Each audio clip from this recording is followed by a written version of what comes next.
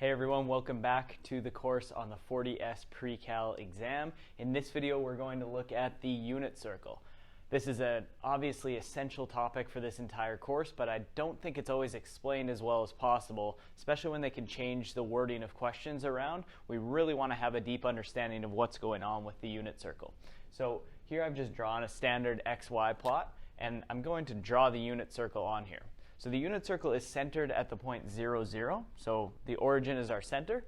And it's called the unit circle because the radius is 1 unit wide. So I'm going to go out to 1 and up to 1 and over to -1 and down to -1.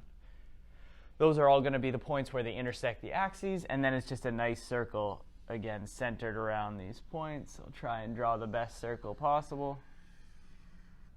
That'll do. Obviously not the greatest circle, but that'll do. So we know that any point on this circle has a radius of 1 from the center. So I can draw just a random point here on the unit circle, and I can attach it from the origin. And now we know that this distance is 1 if that point is on the unit circle. And they'll often use that term where they'll say the terminal arm intersects the unit circle. This is called the terminal arm. It means that we're starting from the origin and extending out through the unit circle. If I call this point x, y, so just some generic point xy that's on the unit circle, what do we know? Well, this is kind of cool because we can break any point down into a vertical side and a horizontal side. I've made a right angle triangle there, and what you'll notice is that this side of the triangle is how far out on the x-axis we're going. So I'm going to call that x because it's going out x units since that's my point xy. And I'm going to call this vertical distance has got to be y. That's how far up the y-axis we are.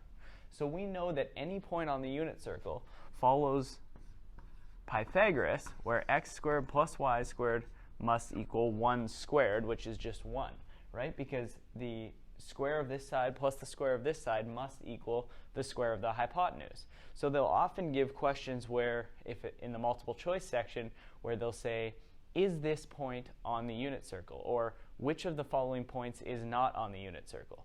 So for instance, let's say they give the point -3/5, 4/5. And they ask to show that this is or is not on the unit circle. What would we do? Well, we can just take, this is our x point, this is our y point, we can square them, add them, and if it equals 1, then it has to be on the unit circle. So I'll show you. So we just do -3/5 squared plus 4/5 squared. What does that equal? 9/25 plus 16/25.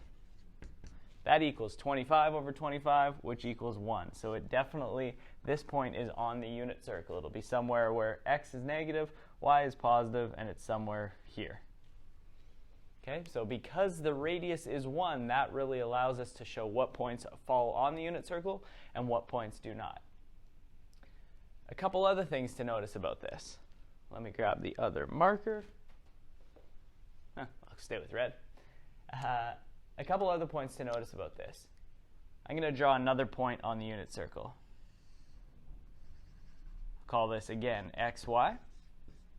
And I'm going to once again make my right angle triangle with the x-axis. Whenever we connect the terminal arm, we always connect it to the x-axis. It's not as useful if I connect it to the y-axis. You can still make a right angle triangle, but it's much better when we connect it to the x-axis. So now again we can see that this is our x coordinate, this is our y coordinate, and that makes up the triangle.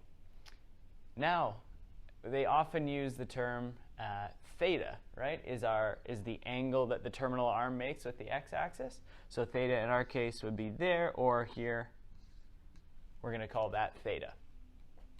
Now, because the hypotenuse is 1, what can we say about x and y in terms of theta?